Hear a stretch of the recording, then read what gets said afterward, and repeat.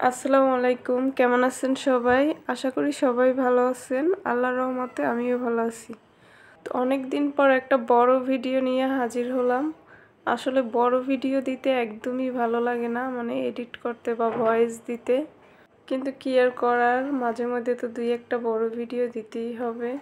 তো নারকেল আর চিনি দেওয়া দেখে হয়তো বুঝতেই পারছেন যে পিঠা বানাবো। তো আজকে আমি এখানে পিঠা বানানোর জন্য প্রথমে একটা কড়াইতে পানি দিয়ে দিয়েছি, তারপর দিয়ে দিয়েছি চিনি আর নারকেল। তো আজকে কিন্তু আমি এখানে পুলি পিঠা বানাবো। এটা শুধু নারকেল দিয়েও বানানো যায়, তবে আমার কাছে তিল দিয়ে এই পিঠাটা বানালে বেশি ভালো লাগে। তো আমি কিন্তু এই যে দেখতে পারতেছেন, এটা কিন্তু তিল আর চাল ভেজে তারপর আবার আমি গুঁড়ো করে নিছি, তিলটাও একটু গুঁড়ো করে নিছি ব্লেন্ডারে। তো ওইটাই দিয়ে দিছি আর কি চিনি আর নারকেলের মধ্যে দিয়ে তারপর ভালোভাবে মিশিয়ে নিয়েছি, মানে যখন একটু আঠালো ভাব চলে আসছে তখন নামিয়ে ফেলছি। আর এইখানে আমি রুটির খামিরের মতো একটা খামির করে নিয়েছি আর কি, আটা সেদ্ধ করে। তো তারপর এটাকে ভালোভাবে মথে নিয়েছি আর কি। তো এটা দিয়ে আমি এখন রুটি বানিয়ে নেব। এই পিঠাটা আমার ভীষণ ভীষণ পছন্দ, মানে আমি এই পিঠাটাই বেশি পছন্দ করি, এই যে পুলি পিঠাটা। তো কার কার পুলি পিঠা পছন্দ অবশ্যই কিন্তু জানাবেন কমেন্টে। তিলগুলো আমার মা দেশ থেকে আনছিল, তো এর জন্য আমি মানে সব তিলগুলোই একেবারে খাজা বা পুর বানিয়ে রেখে দিছি।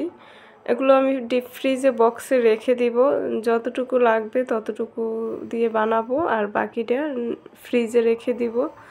যখন খেতে ইচ্ছা করবে তখন এভাবে নামিয়ে বানিয়ে খাবো। তো এই তো আমার রুটিটা বেলা শেষ। আর রুটিটা কিন্তু আমি খুব বেশি একটা পাতলাও করি নাই, আবার খুব বেশি একটা মোটাও করি নাই, মানে মোটামুটি পর্যায়ে রাখছি। তারপর দিয়ে দিলাম ভিতরে এই যে পুরটা, দিয়ে পিঠাটা বানিয়ে ফেলবো।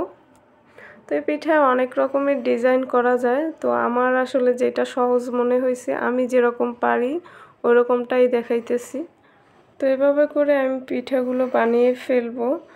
আর এই ভিডিওটা আমি অনেক আগেই করে রাখছিলাম, কিন্তু ব্যস্ততার কারণে, বা ব্যস্ততা বলতে আইলসেমের কারণে আর কি, ভিডিওটা এডিট করা হয় নাই বা ভয়েস দেওয়া হয় নাই।